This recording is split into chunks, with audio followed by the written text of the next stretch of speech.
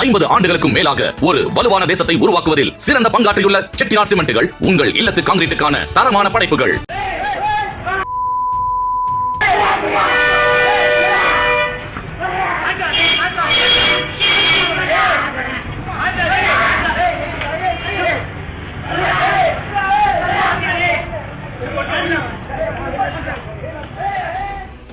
நாகர்கோவில் மீனாட்சிபுரம் பேருந்து நிலையம் அருகே டாஸ்மாக் கடையில் மதுபானம் வாங்க வந்தவர்கள் விற்பனையாளரிடம் தகராறு செய்து நடுரோட்டில் இழுத்து போட்டு தாக்கியதில் ஊழியர் பிரமோத் காயங்களுடன் அரசு மருத்துவமனையில் சிகிச்சைக்காக அனுமதிக்கப்பட்டுள்ளார். பிரமோத்தை காப்பாற்ற வந்தவர்களையும் அந்த கும்பல் தாக்கிய நிலையில் இது தொடர்பான சிசிடிவி காட்சிகளின் அடிப்படையில் வழக்கு பதிவு செய்த போலீசார் சேதுராமு, அபிமன்யு ஆகிய இருவரை கைது செய்ததோடு தப்பியோடிய மற்ற 3 பேரை தேடி வருகின்றனர்.